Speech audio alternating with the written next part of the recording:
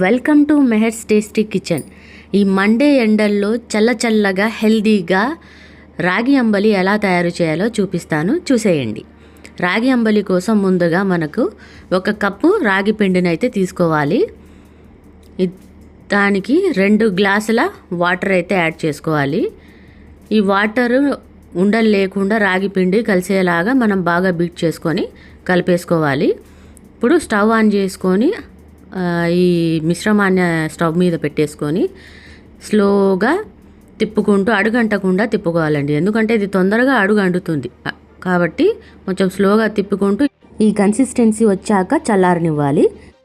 ఇప్పుడు చల్లారిన రాగి పిండిని ముద్దలుగా చేసుకొని తాగే నీటిలో మనం ఓవర్ నైట్ సోక్ చేసుకోవాలి.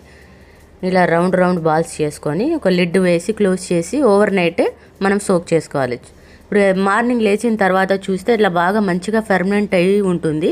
ఈ ఫెర్మెంట్ అవ్వడం వల్ల మన జీర్ణశక్తికి కూడా చాలా హెల్ప్ అవుతుంది, హెల్తీగా కూడా ఉంటాం. కాబట్టి ఇలా మనం ఫర్మెంటేషన్ చేసిన ఏవైనా కానీ అవి ఫుడ్ ఐటమ్స్ ఫర్మెంటేషన్ అయినవి బాగుంటాయి.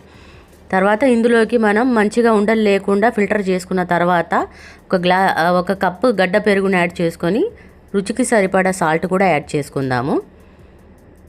ఇది అంతా కలిసేలాగా మనం బీటర్తో మంచిగా బీట్ చేసుకుందాము.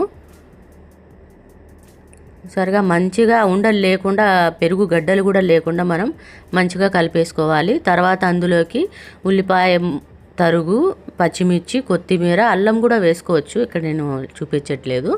అల్లం తరుగు అన్నీ వేసుకుంటే హెల్తీగా మంచిగా మన ఆరోగ్యానికి మంచిగా ఉంటుంది. చూసారుగా, ఇంత సింపుల్గా చేసుకోవచ్చండి. మీరు కూడా మీ ఇంట్లో ట్రై చేయండి. ఇది సమ్మర్ అనే కాదు, ఏ సీజన్లో అయినా మనం మన బాడీని హెల్తీగా ఉంచుకోవడానికి ఇలాంటి డ్రింక్స్ అనేవి రెడీ చేసుకుని తాగొచ్చు.